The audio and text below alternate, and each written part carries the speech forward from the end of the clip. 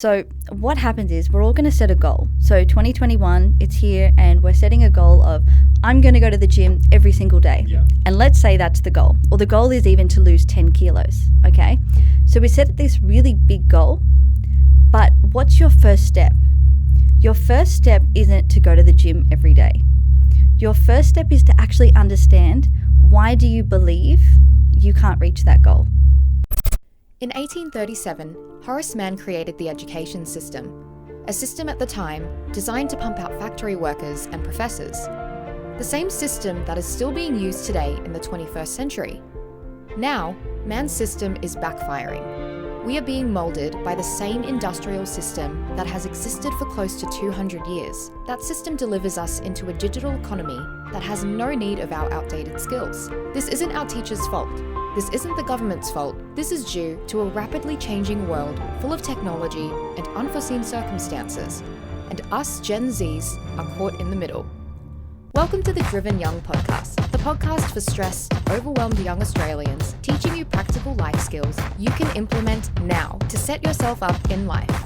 And now your host, Byron Dempsey. Welcome back to the Driven Young podcast. Happy New Year and good riddance to 2020. In celebration of the new year, today we're going to deep dive into goal setting and how to actually set and achieve goals this year. Goal setting is a fundamental part of success. I promise you, anyone you look up to in life who is where you want to be has clearly defined goals, set and an actionable plan to achieve them. Goal setting is seriously so important if you have big plans for your life and want to make an impact. I'm going to be doing an entire weekend with my mates to go through some videos to help us plan out our goals for 2021. And in my opinion, this will be two of the most important days for me this year. Today, I'm joined by Jessica Emily. She's an entrepreneur who is dedicated to teaching you the tools to your own thinking and help you face the challenges of the world. Having started and sold multiple successful companies, she now coaches people around their mindset, limiting beliefs, holding them back, and has run multiple workshops all around goal setting. Now, this episode is split up into two parts. The first part, we talk about why goal setting, limiting beliefs and ideas for how you should set goals. And the second part, we get practical and give you step-by-step instructions on what to do to actually set your goals. To help with your goal setting, I've created a really simple free template for you to fill out. The link is in the description of this episode, or you can go to www.drivenyoung.com/goals to download it. This template was created specifically to be paired with this episode. So if you are serious about setting some goals, don't just listen to what I teach on the show, but go and do. Once you've filled out this template with your goals for the year, send me a DM and let me know, or tag me on Instagram. I'd love to see them. So link in the description of this episode, or go to www.drivenyoung.com/goals. Now, over to Jessica. Jessica, welcome so much to the podcast. Thank you, Byron, for having me. I'm really excited about this episode because we have a specific topic, which is goal setting. This is going to be the first episode of 2021. So anyone listening, let's start your year right. Let's get some goals planned. Obviously, new year, new me. A lot of people do goal setting and it just fails. I want to start going to the gym. A week later, they're not at gym. So we're going to get into why people fail, and we're going to get into some practical strategies and stuff. But before we get into that, did you want to tell us a little bit about your story, who you are, why we should listen to you, and kind of what you did after high school? All right, I would love to tell you a little bit more about me, because I'm just so passionate about telling people why I actually care and why I've actually devoted my whole entire career to this. So it all started when I was 17. It was actually day one of grade 12, and I was kicked out of home. My parents said, if you leave, don't come back, because I was a bit of a naughty child. So a whole bunch of stuff happened behind the scenes, and basically I wasn't at home anymore. And I also wasn't in my fancy private school.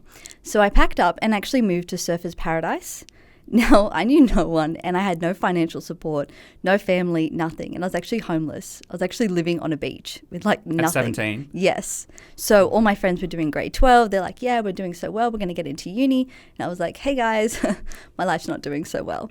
So it kind of changed because I went and got 3 jobs, because one job wasn't enough. I was getting paid like $8 an hour at Aldo Shoes. I remember it so vividly.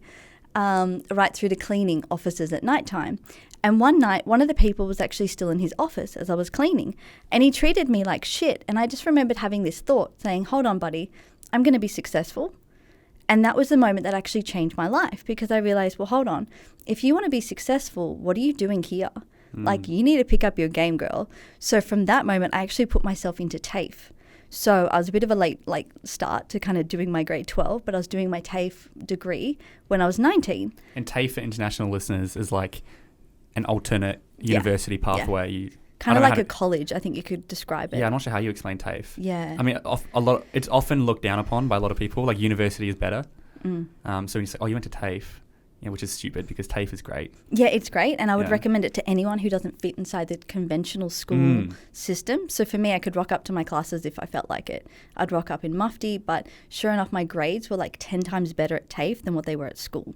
So I did that for 18 months. I did like a bridging course to help me get into university because I was always looking at like, what's my next logical step? So what's going to help get me from where I am, living on a beach, to successful? Because that's what I said to this guy I would be.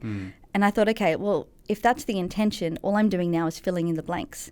So what that whole process was going from TAFE, then through to university. Now, where it all changed is that in my first year of uni, I actually started 2 successful companies. And that's pretty much what set me up to where I am today, because throughout my 4-year degree, I had my tutors, my lecturers, and my other like college friends asking me, how did I do it? So I began mentoring them and coaching them, and I actually sat down with them for 3 months at a time and walking them through point A right through to point B. So if they had a business idea, how long does it take to get started? What do they need to do? And I actually did it all for them and with them. But when it came time for them to metaphorically pull the trigger, they couldn't do it. And that's actually what my turning point was, because I actually said, why can't you do it? We've reduced all the risk. We've organized everything. We've done, MVP. We've done product market fit. We've done absolutely everything. So now you're free to go. Like, you should make it happen. And they all stopped because all of them didn't believe in themselves. They realized, hey, I'm not good enough, or hey, I'm not going to be smart enough. I can't do this. This is what we call the imposter monster. Exactly. I drive this point a lot because everyone thinks they're not good enough. Like, who am I to be doing this? I was saying when I started the podcast, who am I to start a podcast? But what happens to your self-belief, though? If you actually believe that, that's going to limit you. Exactly. It's a limiting belief. It's a very limiting belief. That's why you got to get past that imposter monster. So that kind of changed everything for me, because I spent a 5-year journey from that point figuring out what is the sweet spot for people to reach their goals. So if their goal is to start a business, if their goal is to lose weight, if their goal is to have better relationships, right? What's the sweet spot that actually helps them to reach their goals? And it all comes down to 2 things: your mindset and your belief about yourself. So you're going to have a positive belief and a growth mindset to actually reach your goals. Yeah, and it's so important. That's what this podcast is about, right? Growth mindset. And growth mindset, I don't know, did you want to explain that? Do you know how to explain that? I feel like So basically, we've got a mindset, and we can have either a fixed mindset or a growth mindset. A fixed mindset means that you don't believe your talents or abilities can ever change. So if you're born not good at maths, you believe you're going to stay not good at maths, and you can never grow or adapt on your abilities. Whereas a growth mindset is someone who believes that their talents and abilities can change and adapt over time. That's such a good explanation. That's so good. And a point that I've seen a few TikToks on this, and people talk about this, right? Often kids will be really, really good at school, and they're not into the real world. And if they're not instantly good at one thing, they'll go, oh no, I can't do it. And they'll give up because they haven't developed that growth mindset because they were just naturally good at school. And for me, I was the opposite. I sucked at school. I didn't suck, but I was mediocre. Therefore, I had to work hard to get an average mark. And then anything that comes to me, it's like, oh, I just got to keep working at it. And that's developed over 3, 4, 5 years. And that just takes time, right? Because it kind of takes your resilience and your ability to say, okay, well, if I'm not so great at it today, what are the steps I need to do moving forward to get better? And that's just the concept of believing that you can improve and get better. Which is so, so important. The example I was just telling you off camera was the Logan who wrote a book. He found the thing on Google, and it said if you write 1 word a day, then 2 words the next day, then 3 words. It's not even compounding. It's just going 4, 5, 6 words. You've written a 65,000 page book, a 65,000 word book by the end of the year, just by doing incremental steps. And see what would have happened when Logan went to sit down. Initially, the task of writing a book would have been too big, very daunting, too unbelievable. Like, he would have sat there and gone, oh gosh, I can't even do that. But instead, what he did was break it down to make sure it was believable. So it's believable for him, for Logan, every single day to sit down and do just 1 word at a time. Then he goes, great, I can do 1. Why don't I do 2? The following day, why don't I do 3 and 4? Until before he knows it, doing 10 minutes at a time isn't unbelievable. It's something that's second nature. Yeah. Because that's something that a lot of people don't understand is what happens when you don't get something the first time. So, simple question. How did you go the first time tying your shoelaces? Did you Took me get ages. it? Yeah. No. I remember sitting at my granddad's house, like trying to do it. Took me ages. Mm-hmm. How did you go driving a car the first Yeah, time? not good. Not good. Exactly. So if we take those two concepts, right, which we had to learn how to tie our shoelaces. Because imagine if you didn't get it the first go, your mum wouldn't have said to you, "Oh, Byron, sweetie, don't worry about it. You Yeah. don't need to learn that." You do. Exactly. That's the same principle for everything that we go through. It's so important. And actually another great one is, have you seen people, Pirates of the Caribbean, they can roll the coin through their finger? So I learned how to do this. I can do it really well now. It took me ages. I'd sit in bed just trying to roll it between my fingers. It'd drop on the bed. Like I probably dropped it like 10,000 times before I could get really good at it. I'd do it in class. There was like a month period where I was just doing it nonstop until I finally got it. That's another one where it's like no one gets it. And whenever I do it, people go, "Whoa, that's so cool. Cool, can I try?" And they'll pick up the coin and just they'll fail, yeah. And they'll never give it a go again. Yeah. Yeah, but they just need to practice. Yeah. Like that's essentially it. Practice until you begin to believe that you can do it. Until you've built up that believability, because it's kind of like a muscle. You've just got to train it to just identify with, hey, I can do it. And this is the first thing we need to understand for setting goals? It is. Yeah. So what happens is we're all going to set a goal. So 2021, it's here, and we're setting a goal of, I'm going to go to the gym every single day. Yeah. And let's say that's the goal. Or the goal is even to lose 10 kilos, okay? So we set this really big goal, but what's your first step? Your first step isn't to go to the gym every day. Your first step is to actually understand, why do you believe you can't reach that goal? Why do you believe that losing 10 kilos is too big of a task? What do you need to start with? What's small? And the small mini win you need to start doing is understanding, okay, I actually have a problem with my eating habits.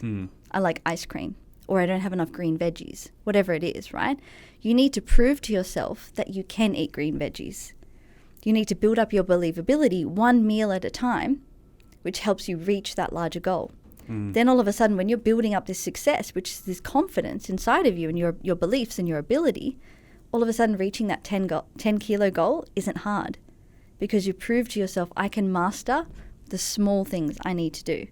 Because it's those small things that if you build up that believability, the big things aren't hard. They're just easier. Yeah, a goal is just habits compounded over time. It's just small. That's a problem with setting big goals. Yep. They can be too daunting. Yep. And so it's like, and I don't know if you agree, if you set a big goal, you've got to set mini goals within that. You know, if I want to lose 20 kilos in 1 year, that's a huge, huge goal.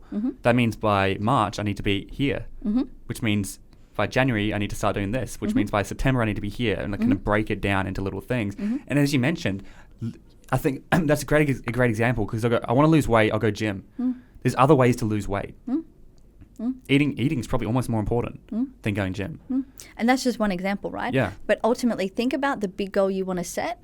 You need to be asking yourself, what do I need to believe for this to be true? So if you want to start a business, what do you need to believe for that to be true, for that to come to play? So you need to believe that I'm a person who's disciplined enough to start my own business. Is it also important to have the why? Like, why do you want to start a business? Yeah, because if you don't have that why, you kind of can't keep kicking on. Yeah. I think it's so important to have the why, because it's like, and that's a business is a great example, because everyone wants to start a business. Everyone wants to be that overnight entrepreneur. Yeah. And it's like, why? Why do you want a business? Is it because of image and ego? Not a really good reason. Is it because you want financial freedom? Because it's going to be the opposite. I promise you're not going to have financial freedom, at least for a long time. Amen. 3 years. Most businesses fail. Most businesses, 95% of businesses don't make it past 5 years. The first 4 years. Yeah. 4 years. First 4 years. Exactly. Yeah. And so the numbers are against you. So it's like, why? Understand why. For me, the why is I want to help people. I want to help change Australia's education system. So it's more focused on practical life skills. A great example, Ed Milet, I mentioned, is, and he uses this in his goal setting podcast. He says, when I was overweight when I was younger, I went to the doctor, and when the doctor delivered the news, instead of saying, hey, your cholesterol's bad, your blood sugar's too high, you need to do this, the doctor went, Ed, do you want to see your daughter get married? Walk down the aisle walk down the of a aisle. wedding? I remember. And he goes, oh my gosh. Yeah. You use fear. Yeah. And so now his why every single morning when he goes to gym, when he doesn't want to, is I want to see my daughter. Yep. I want to see her get married. Yeah. And that's so much more powerful.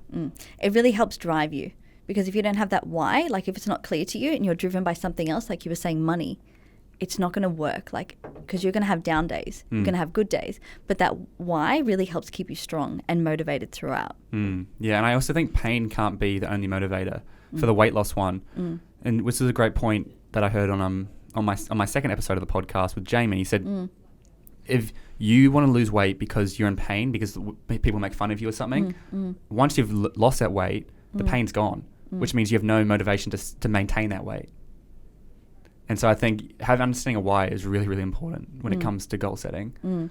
Another thing that's really important with goal setting is understanding what's your identity.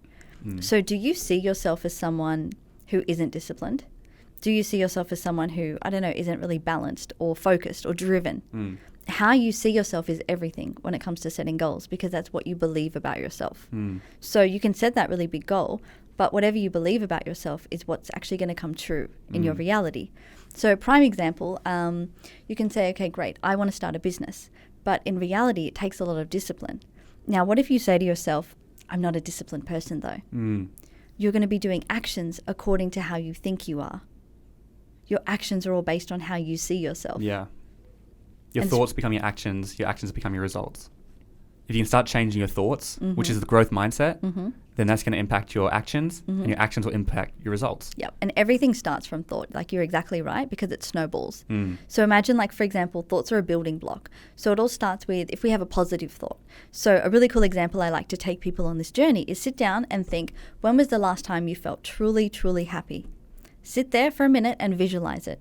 What were you wearing? What were you doing? How was your smile? Was it really happy? Like, were you laughing? Right? That was all a thought. How did that make you feel? Yeah. So if I just took you there on that journey for 1 minute, that thought made you feel a certain way. That's how powerful thoughts are. And this is called, like, people use anchoring techniques, right? I've spoken about this before, the Wolf of Wall Street anchoring. Have you heard of that? Yeah. And future pacing? Yeah. He does so well with that. And so, like, for him, he spent like 12 months waiting until he was in that state, that happiness state, his peak state, when he was like, I think he finished a presentation or something, crowd was cheering. He walks off stage and he pulls out this tube and it smells horrible. He takes a whiff of it and then he kind of closes his eyes, then he takes a whiff of it again. And now, whenever he takes a whiff of that, his brain goes back into when he was in that state. And now he's like, that's his thoughts. Now his thoughts have become really, happy and high energy. And now he's ready, to take on whatever it is he has to do. And that's all through thoughts. It's all a mindset. It's all a state of being. That's all it is. So what's the next step? So we're getting a bit, before we get into practical steps, understanding like why should we set goals, changing your mind and stuff. But what's the next step when it comes to goal setting? So you've got to set a goal that's believable to you. Because if you set a goal that is too big and you don't believe it, you're setting yourself up to fail before you even begin. So a really simple thing is understanding, okay, what do I want to achieve, but what seems believable for me right here, right now? So we understand that the world's a little bit crazy. So everything we experienced in 2020 kind of threw out the window of what we thought we knew and what we thought we could control. So take on board what you learned in 2020 about what you can control and what you're fully capable of, right? And figure out, part of my larger goal, what's a smaller subset that I can achieve today? What's the next logical step? That's the thing that everyone should be focusing on when it comes to setting your goals. Yeah, small goals. As we mentioned, small goals are just habits compounded over time. And so when we're setting a small goal, what are we talking, like 1 day, 2 months? Like, what's a small goal? So you need to be doing the same thing repetitively. So the concept here is, I like to call it a mini win. So what's a mini win that you can be doing every single day that's in relation to your larger goal? So a really simple example, like we were talking about before, is losing 10 kilos. So for you to believe you can lose 10 kilos, you need to believe that you can stick to a healthy eating plan. So how do you do that? You don't throw out all your chips and chocolate, because that's too unrealistic. It's too big of a jump, and right? You'll probably stop after a few weeks. Exactly. But instead, what you need to do is build up the believability with each and every single meal. Because imagine if you have a killer meal at breakfast, and then a really great healthy one at lunch, and then another one at dinner. All of a sudden, that's 1 day. And imagine if you only had like 2 Tim Tams in between. It's not that bad, because you've stuck to the major components. Now, you're feeling good because you've stuck to something. You're feeling really good. Like, that's how confidence is. Like, it's built with your success. So you've mastered 1 day. That's your mini win. That's your small goal. Your next goal is to master it again, but the next day and for the next meal. So you can be breaking this up microscopically, like to that small incremental kind of goal. Like, okay, great. 1 breakfast, done. Next lunch, done. You need to be breaking it up into bite-sized pieces so that way you believe it. Yeah, and it's so and it's a great example. The weight loss is always a great example because come New Year's Eve, that's almost everyone has a weight goal. Whether it's to put on muscle, whether it's to lose fat, whatever it is, eat healthier. And, you know, I don't know if you talk about SMART goals, which is an acronym, right? And the S in that acronym is specific. And so, like, losing 10 kilos, is that specific enough, or do we need to be more specific? It's very specific. Yeah. Like, even if we take away from losing 10 kilos, like, let's focus on maybe stopping a bad habit, such as drinking, right? You can't quit drinking straight away. But instead, what you need to do is focus on every single meal, mastering it. So every meal, okay, having water, having juice instead. Do you know what I mean? And so that way, if you've built up enough meals over time where you've consistently not had alcohol, all of a sudden that might be 3 days. That's a huge win. Huge. And by doing it in small steps, you're building up your confidence to go, you know what? Heck yeah, I can do this.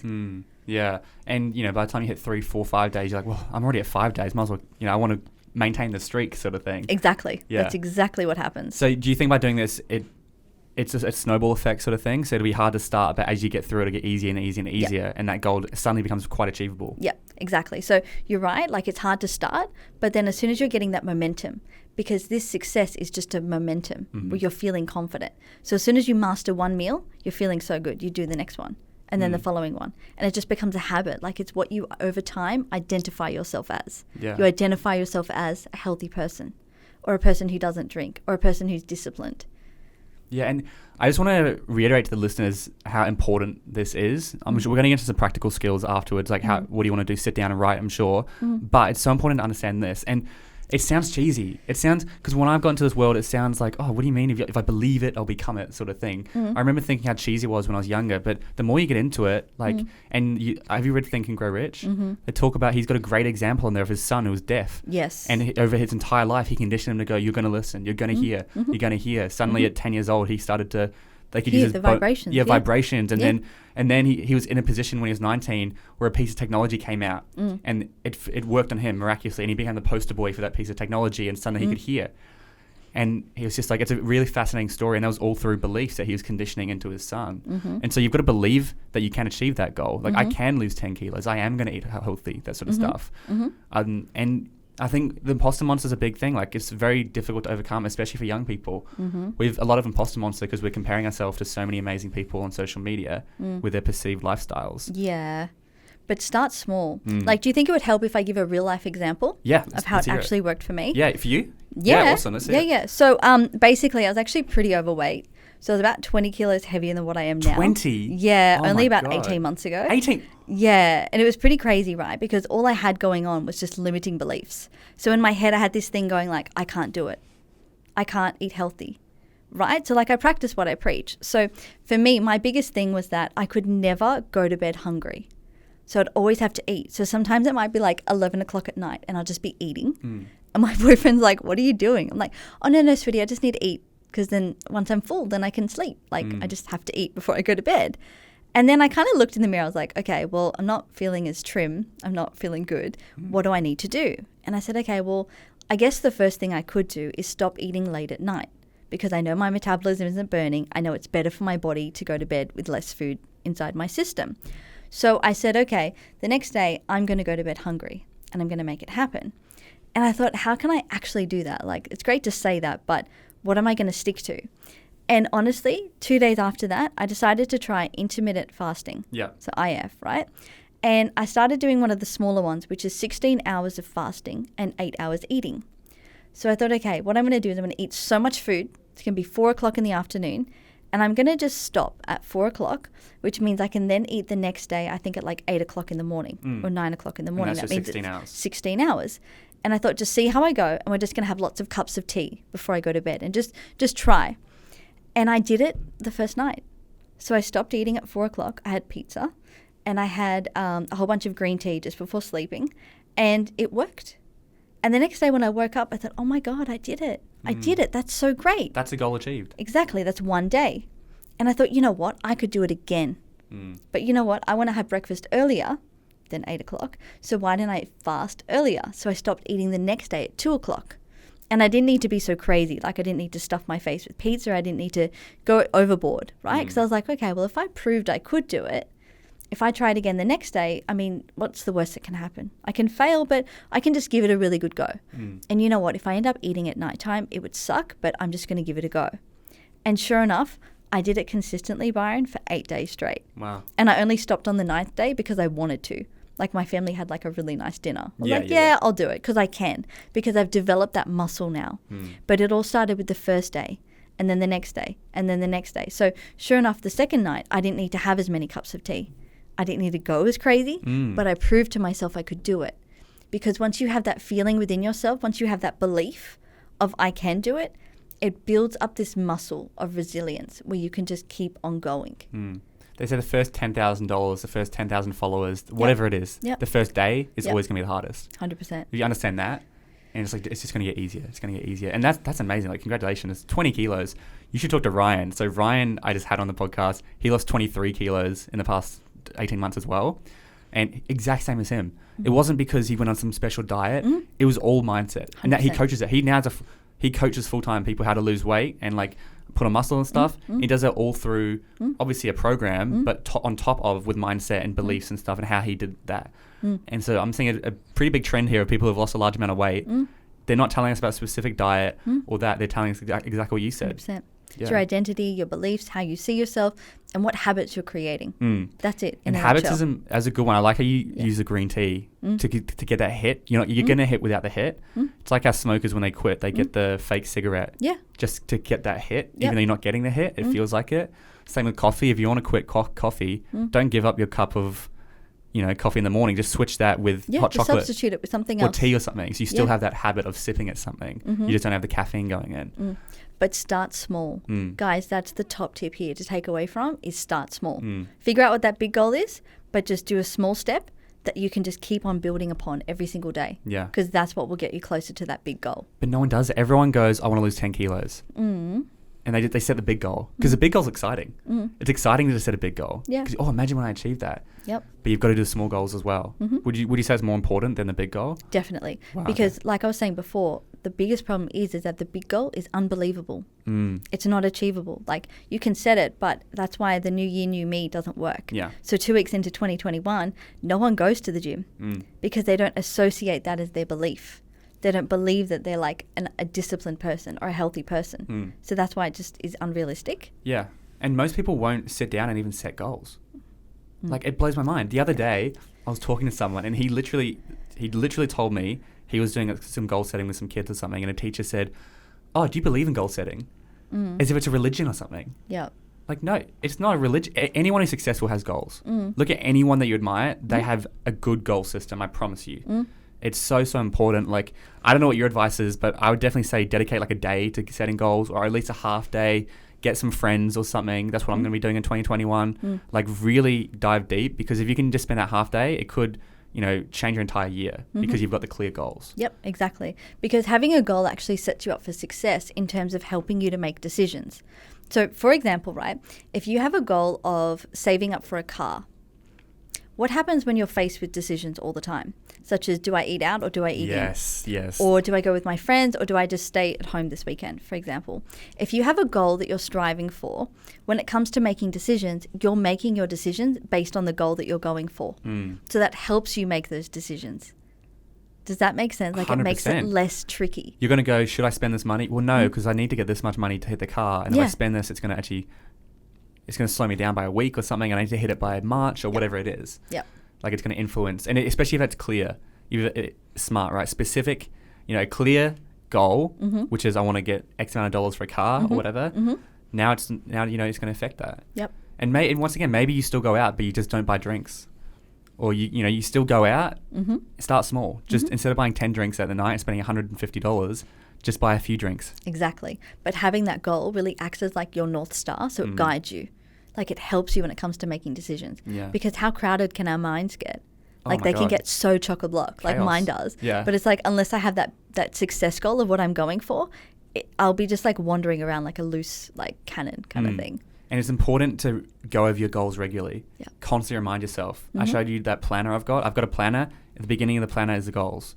I try read that every morning. Even if it's it takes you 1 minute to go through them. You should, because what it does is it taps you into it, like psychologically. It reminds you like, hey, I'm Byron. This is what I'm going for today.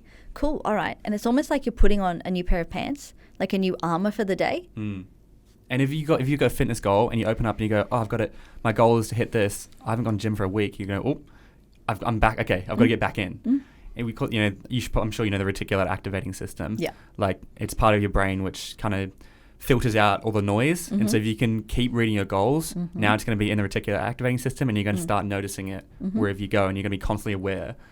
So I think that's super important that you write down your goals in a planner, a diary, whatever it is, and just go over them all the time. And it's really awesome, like to highlight what we said before, our thoughts are like a snowball. They kind of act like a building block.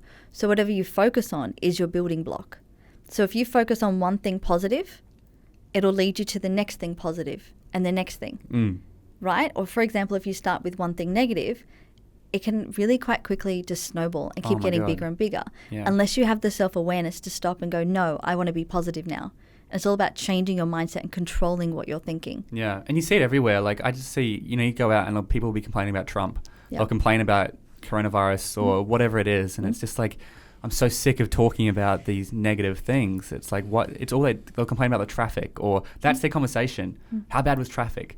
Sure, that's fine to say every now and then, but I just hear it over and over. It's just negative. And it's exhausting, to be honest. It's all about what you can do to flip it from a negative to a positive. So for me, when I see traffic, I'm like, oh, great. It's a chance for me to call my grandma. Or listen to a podcast. Yeah, exactly. Like who I haven't checked in on for a week. Something like that. You know what I mean? Yeah, that's a really good example. Because I was in traffic yesterday and I was getting frustrated. And it's like, how do you flip it? That's a great one. Well, now I've got an extra 30 minutes of my day. Let's take advantage of it. Listen to a podcast, call someone, do something. Better yet, focus on what you can control. That's a really simple life hack. Focus on what you can control. Yeah, so you can't control the traffic, but what can you control about you being stuck inside the car? So you can control what you think, what you listen to, and how you feel about the traffic. Yeah. So this has been really cool for, I guess, pre-goals. So now we've got the mindset and understanding. Is before we get really practical, is there anything else you wanted to slip in there? No, everything else would be practical now. All right, cool. So let's switch to practical. Yep. So we've gone over how, so do you want to just recap? So off the top of my head, your thoughts control your actions, which control your results, right? You need to believe that you're going to achieve this goal. And you need to, and most importantly, focus on the small goals first. You've got your big goal. Achieve the mini wins. And that's it's gonna get easier and easier and easier and easier as you go along. Yep. Anything else that we wanted to just remind them of? That's it. Just make sure whatever you set, you believe you can achieve it. And if you don't believe you can achieve it, start small. Yeah. And do those mini wins. Build up your believability. No, I love the mini wins, and I think the best thing for me was the example you use of losing weight. Like that's so practical. I'm like, oh, that's how you did it. That's cool. Sweet. So let's switch to practical. Yep. So now let's say it's 2021. There's some kids who are like, all right, I now believe that I need to set some goals. What do I do? Do I block off half a day? Do I get a piece of paper out? Do we find a sheet? How many goals should I write? Like I feel like it can be very, very overwhelming to set goals. Yep. So what's your strategy when it comes to that? Start small and focus on one thing at a time. There is no point throwing out a wide net and seeing what will stick, seeing what you can catch. You're better off focusing on one thing. So set one goal and absolutely smash it. Do really, really well at that one goal and you'll be able to succeed. So when you're sitting down, you've got to figure out, what do I really want to achieve? And you need to dig deep. You need to sit by yourself. You need to go for a walk. You need to do something where that internal self-awareness, where you figure out, okay, this is really what I want to do. Yeah. From there, you'll be able to understand, okay, my goal for 2021 is, and clearly articulate it. Don't write something fluffy. Just get really clear. My goal for 2021 is to write a book, finish grade 12, get this ATAR, figure out my passion in life, be a better son, be a better student, whatever it is, but get very clear on what it is you want to achieve. That's the first step. The second step is, after you figured out what that goal is, you need to figure out, what do I need to believe in order to make this goal happen? So if your goal is to be a better student, what do you need to believe to make that happen? So you're saying set one goal. Just one? No other ones? Yeah, just set one until you really build up your confidence, until you really are feeling good. Like, you need to feel good. So remember me with my example. How good did I feel after day one of successfully going to bed hungry? I was like, heck yeah, I can do that. Wow, what can I do tomorrow? And all of a sudden I started getting braver, like more ballsy, right? Where I was like, yeah, next day I'll stop earlier. That's how that works. So as soon as you prove to yourself you can hit that one goal, the world's your oyster. And then you set more? Yeah, definitely. But that's what I'm saying to start with. So because this is, people who haven't set goals before. Exactly. You're young. Let's not get overwhelmed. Set one goal. And how do you figure out the most important goal? Because you've got different parts of your life, right? You've got finance. It might be a finance goal. Might be a fitness goal. Might be a faith-related goal. It could be a family goal. Or a school-related one. The 4 Fs we've got there, I just realized. School-related. It could be, anything. It's like, how do we decide what's the most important thing? Like, if we were to set one goal for 2021, because honestly, I'm getting stressed thinking about it. I don't know what my one goal would be. Yeah. Because I've got quite a few. Yeah. And so, like, what advice would you have for people? It's like, what is the one goal you want to set? You got to figure out, what do you want to achieve? And that's what I was saying. Like, it only comes down to your internal reflection. So what really pains you? What is something that you really, really want to improve on? That should be your one goal. Do you know what I mean? Yeah, absolutely. Like, if you realize, okay, wow, I'm a pretty crap student, and to get to where I need to go or where I want to go, I need to be a better student. That's where you start.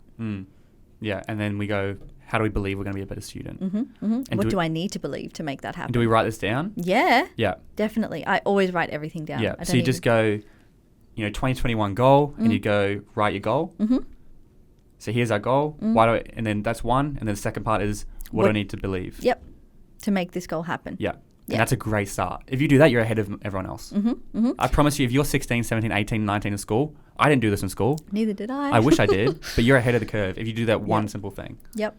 And then whatever it is that you need to believe, start working on that. That's your mini wins. That's the next thing you need to start on. So then we talk about the mini wins, which we spoke about before. So now we go, how do we start believing in that? Yep. And create some goals around that. Exactly. And they're going to be really small. Exactly. So what do I need to believe to be a better student? Okay, your mini wins are to study a little bit more, to improve my focus, to improve my concentration. So do you see how under that one big goal, we've actually got like 5 little small goals to achieve already? Yeah. That's exactly why it's only one goal at a time. Yeah. Because there's so much to work on. And it could be remove your phone in class. Exactly. It's how do I be a better student? All right, well, let's start off by removing my phone in class. I promise you, if you did that, you're going to be a better student. And how easy it is it to be attached to your phone? Like, for me, I'm on my phone 24/7. Everyone is. Exactly. And it's not good. So that's why I'm kind of like, okay, my goal is to go an hour without my phone. Yeah. And then as soon as I've done that hour, can I do an hour and a half? Can I do an hour and 45 minutes? And it just builds up. That's why I'm saying it's all about where you start and what you can keep building your believability around. Turn it into a game. Oh, yes. Compete with yourself. Yes. Better yet, don't compete with yourself. Yeah. Keep each other accountable. Have a friend who's like, Byron, last week you kept your phone hours under 2 hours a day. What did you get this week? 2.5 hours? That would be epic if you could do that. If you can get someone in on your accountability. Like, that's what I do. I check in with everyone that I'm helping. Yeah. Yeah, just to make sure they're accountable. And so accountability is a massive one for me. I just know that's kind of my personality type. I told you some stories before about how if I don't get my goals done every week, I have to pay money. Yeah. So I use the 3x3x3 goal setting method, and that's just these are small goals, right? These are just, you set 3 goals a week. What are the 3 things you need to get done a week? And then each day you set, what do you need to get the 3 things done today? Yep. And so the 3 things a week, if I don't get one of those done, $150, 2, 3, $250, and 3, $350. Wow. And that's worked so well for me because I don't have that much money right now, and that's a lot of money for me to give up. And it's with 2 other people. Same with them. If they fail, they're going to pay money. And what we do is once you've got that money in a bank account, after 6 months you go on a trip and you use that money to celebrate your success. Because it's important to reward yourself if you've achieved your goal. Yeah, definitely. But what's more rewarding out of anything is the confidence of having reached those mini wins. Like, that is what's more confident than anything. It sounds like you're just, and it's interesting because I haven't heard too many people talk about it into this detail, how important the mini wins are. But you're right. Because starting small. You need these mini wins. So going back to our example of the student, you want to be a better student. Yep. That's not specific enough, is it?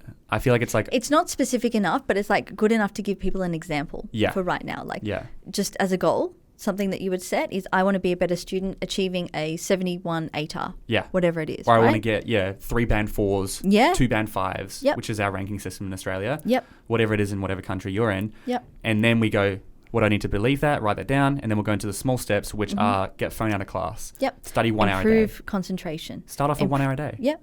Yeah, whatever it is. Yeah. And like the next logical step, like your mini win will come to you quite clearly because you know yourself. So a lot of people I work with, they go, okay, well, Jess, you kind of caught me out. I know I'm really bad with focusing. I said, great, then that's where you start. Focus for just 5 minutes today. Tomorrow, do it for 6. The next day, do it for 7. Before you know it, you're going to be at like an hour. You're going to be at half an hour, and it's going to feel amazing because nothing's better than when you actually achieve it yourself. Like that's better than any kind of like, I'm going on a holiday now. I'm doing this now because you've actually achieved it. Like that internal feeling is better. It should be. If you want it enough, the internal feeling. And the goal should be, you know, you've got to have a strong reason for wanting to be a better student. It could be to make your parents feel proud or something. And that feeling of having proud parents will be better than the holiday or something you reward yourself with. And that's why you were highlighting your why before. That's very important as well. I think the why is why will get you through the good days and the bad days. I think the why is so important, which links back to that story I said about the doctor. A great example. That's a really strong why, as opposed to I don't want to lose. I just want to stay fit, right? And you know, a good one could be with a fitness. The why might be because if I am fit and healthy, I'll be able to think clearer and perform my job better. And I love my job because that impacts people or something. Yeah. Or it supports for my lifestyle or whatever it is. Yeah. That's a great place to start. You know, and I think, I don't know if you agree, like be careful with ego-driven goals because they're very easy to set. Yes. And they're kind of like negative goal setting. So you're kind of almost saying like, I'll be happy when I earn $1 million. Yeah. Or I'll be happy when I drive that Merc because Sarah down the road has that Merc. So you're kind of like relying on the ego, but what happens if all the Mercs stop producing? What's going to happen to you? Will you still survive? Like, what's your goal then? Because your goal should be just you, not external things. And do you know a secret for the listeners? You're not going to be happy when you get that Merc. You'll be happy for a bit, but it's not going to be, you know, fulfilling. Yep. You know, there's a scientific word for it, hedonistic adaptation. Yeah. As humans, as soon as we achieve something, we want to go to the next thing. Exactly. We get sick of our boyfriend or girlfriend after a year or two because we want to, and people will move on. And same with a car. Car's really exciting for a month, and then it just becomes a car. You drive it. People drive Ferraris and Lamborghinis every day, and they don't really care. Yep. Because they're so used to it. Yep. Which for us, it'd be like, oh my God, they're so amazing. And so I think that's really important to understand as well. It is, definitely. Yeah, cool. So we've got that one goal. Yep. Why we believe it, and we've written some 5 or 6 maybe mini goals to achieve that. What's next? Is that it? So you just got to achieve those mini wins consistently. So start with one of them. Set a goal, set a timer every single day. And if the mini win, for example, is how to focus better or how to improve your focus or your concentration, start with 30 minutes. And if you actually fail doing the first 30 minutes, that's fine. But understand, where did you stop? So with your concentration, if you stopped after 2 minutes, that's fine because that's where you start from. Then the next day you go for 3 minutes. That's your benchmark. Exactly. So that's the first thing they should be doing. Yeah, awesome. And I think a great tip would be, if you want to build accountability, tell your friends to listen to this podcast so they're on the same page as you. Yeah, definitely. And now you can link up. So with my partner, we always make sure that we're on the same page about being accountable. So we always check in every Sunday night. We do a Sunday night team check-in just to say, hey, partner, what are you doing? What am I doing? Are we accountable? What are your 3 goals for the week? Same as you, 3 by 3. Yeah. And then we make sure at the end of the following week that we've actually achieved them. And if we didn't, why didn't we? What happened? Yeah, awesome. And I do the same thing. Every Monday morning, I've got 2 friends. We sit down, go through our week. What do we want to get done this week? And then we tell each other our goals, so we keep each other accountable. And it's so amazing. Like, it's such a great thing. And I think it's especially for me, it's very hard to do by yourself. So that's why I think by finding a friend, and I'm sure you can find a friend. I'm not sure what your social situation's like. It could be a family member, it could be a brother or sister. But I just think it's really important you have that accountability. And that's based off my personality because that's worked for me, and that's why I'm kind of spreading that message. And especially as well, if you share the goal with someone, then they kind of know like to look out for you. And they kind of know like, oh, hey, sorry, didn't you say you'd go an hour without your phone? Yeah. It looks like you're kind of on it. Then you're like, yep, well, that didn't go so well. Yeah. Like, it really helps to remind you. And make sure you give the space that they're allowed to tell you off. In fact, I want them to tell me off. Yeah, because that's like, you actually want to reach that goal. So you want to be better. So you got to make sure you actually want it. Yeah. And the problem is, if you don't set that standard, you know, this generation does not do confrontation. If you're sitting in a room, your accountability buddy or whoever's there sees you on your phone, will they go up and say, hey, are you keeping your hours under? You're not being rude or anything. This is what I want you to do. This is because one of my goals should be lowering my screen time, to be honest. Yeah. It's shocking. We just got to be honest with yourself. Yeah. Like, at the end of the day, it's you against you. not anyone else. Yeah. It's not about Billy or Sarah or anyone else. It's about you. Yeah. So for me, for example, when it came to my fasting challenge, I realized that, hey, I actually could just break this and eat. I said, no, I can't do that because it's me against me. Like, think about it. I could have eaten and not told anyone and said to everyone, yeah, I did 8 days straight. But at the end of the day, I couldn't do it because it was me against me and I knew what I was capable of. Yeah, that's what we say at the gym as well. Don't compare yourself to the other people in the room. Compare yourself to, Byron 1 week ago. Yep. Have I improved since I was a week ago? And that's your incremental steps. Exactly. But what other tips do we have for goal setting? Once, do you have any tips like helping to get that big goal out of your head? Do like a brain dump? Like what strategies do you use? So what do you mean for a larger goal? Like, so say we want to come up with that one big goal we said. Should we just dump a whole bunch of different goal ideas and stuff? Yeah, definitely. Even if you're just doing like a brainstorming session where you're writing down everything that you want to achieve, you need to understand, okay, where am I really going for the next year? What am I really doing? Like, especially if I'm 17. So remember how one of my goals was just to finish my education? I couldn't have written down 7 things like car, education, boyfriend, finances, business, because they weren't realistic. Like, I wrote down all of them, of course, but the only thing I could have done was education. So you can write down everything, right? But really just figure out, where am I going and what can I do? And if you can't do all those things, park them for next year and just figure out, okay, within the back burner, that's something that I want to think about.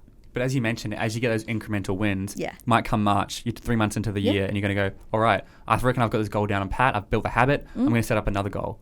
Goal setting isn't just for New Year's Day. Goal setting, you can do it all throughout the year. You can start right now, even, depending on what day you're listening to this to. Exactly. Like, why do we have to wait to January 1 for this whole new year, new me? Yeah. Like, it's a bit much. I mean, because we could do anything, any day. I set new goals every quarter.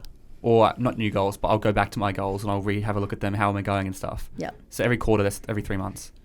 I could probably be doing it more often. But that's kind of the standard. And once you recognize that people are doing goal setting, it's so, you'll go, oh my gosh, it's so powerful. Most people are just going into life with no clear vision, no goals. And they won't set goals because if you set a goal to lose 10 kilos and you say, hey mum, hey dad, hey guys, I'm going to lose 10 kilos this year. Come the end of the year and you haven't lost that 10 kilos, they're going to know. And so you're holding yourself accountable by putting a number there. But that's what you need. And so a lot of people won't set goals because then they could fail. Yeah.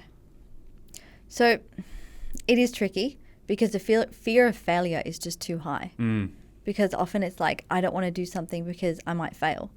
And the risk is either you do it and fail, or you do it and you succeed. Yeah. So it's kind of like, what edge of the sword do you want to live on? Like, do you want to play on? Yeah, and I don't know if you heard me say this quote. It's quite a common quote, but it's, there is no winning or losing. There is no winning or failing. It's only winning or learning. That's it. Failure is an opportunity for growth. And as you mentioned, like, you've failed heaps throughout your life. I've failed heaps throughout my life. It's so important. I don't know why we don't learn this. It seems such a crucial thing to learn. Well, honestly, like what you just said, how do you know what light is? Light. Yeah. How do you describe light? Yeah, how do you know what light is? I don't know. You only know what light is because you know what dark is. How do you know what good is? Because you know what bad is. Exactly. Same thing here. How do you know what success is? Because you know what failure is. So like for me, I've been quite risky in my career and I've failed and I've been very, very successful at the same time. But I've only been able to identify, hey, this is success because I know what failure is. And that's a problem with people who are born into wealth, right?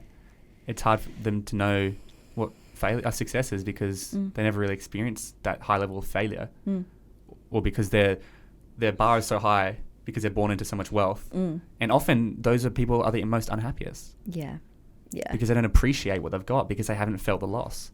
Luke in episode 37, who travels to India, I mentioned him to you. He said some of the most happiest people he's ever met lived in India with very little. Because every day they had a clear purpose, and that purpose, their goal for that day was to survive, find food and water. Yep. And then he went with people who are in Lamborghinis and mansions in India, and they weren't that happy because they don't really have a purpose. Yep. And they don't appreciate what they've got because they're born into it. Yeah, exactly. Yeah. It's all just a state of being. Like, if you want to be happy, what's the state of that? So just like what you're saying, what Jordan Belfort does, getting himself back into that state. So he smells that and he reminds himself of that feeling. Like, what's that state? Yeah, state inducing. And I've got heaps of examples of that. I've seen lots and lots of companies do that. Tony Robbins does it. They all do like these massive state-inducing things where they get you to feel really good, and then you try to memorize that moment, and then you can try to bring yourself back into that moment at any time. It's just like, it's so cool. It is, because it works. Yeah. But see how it all works based on a thought? So you're thinking of something happy. Then you're feeling that happy thought. Then you're remembering everything about that thought. And then before you know it, you're feeling really, really good. And it's all based on a thought. What happens if that thought wasn't positive, it was negative? You'd feel negative. In the same way, positive thoughts will grow your life and compound. Negative thoughts are going to do the opposite. They will. They really will. Yeah, it's a two-sided it's a building block. Yeah. Either a building block towards negativity or a building block towards positivity. And it's so cool that you're saying this, because when you think of goal setting, this isn't what you think of, right? When you think of goal setting, you think of SMART, which is scalable, specific, measurable, attainable, realistic, and target, or time. Time. I think T is time. Yeah. Which is a great model once you've got everything else. Yep. Once you've got everything we've said in this podcast, you've kind of got that. You've got that one goal you set, and you're going to start setting some other goals or something. SMART is a great model to follow, and you can just Google that. It's everywhere. But make sure it's believable to you. Yeah. Because so many people can set SMART goals and then fail after 3 days. If they don't believe they're the type of person who can stick to something for longer than 3 days, it'll all fall apart. Yeah, which also links back to your why. Yeah. Like, you've got to have that belief and that why. Otherwise, what's going to keep you going when the going gets tough? Exactly. How many people gave up on their goal when COVID hit? Because it got tough and they didn't have a strong enough belief or a strong enough why. Exactly. And you just got to start small. That's the real secret here. You're not aiming to reach that 10-kilo goal overnight. You're not aiming to reach being the best student ever overnight.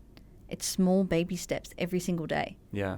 And you're not even saying you're not aiming to lose 1 kilo every 2 weeks or something. You're saying just even more macro, even more micro. Just prove to yourself with every single meal, you've got this. It's so simple. Cool. I mean, I feel like we've covered a lot. Is there anything else you wanted to go into in terms of goals or failure or anything? When you fail, it's not that bad. Yeah. You might feel like it's the end of the world, but if you take a look at your life from a perspective of your whole life, so you might be 17 now, but the perspective of your life is living up until 80, this one small failure now at 17 is actually nothing. And by the way, this generation's been predicted to live to 100 as the average age. Yeah, exactly. So in perspective, in reality, that one small failure is nothing. Yeah. And so you shouldn't let it stop you. And failure is an opportunity for growth. Yep. Like, I'm not saying when you fail, yes, I've got failure, now I can learn. It's going to suck. Yep. And there's this links back to what I said to you before, the slingshot method, right?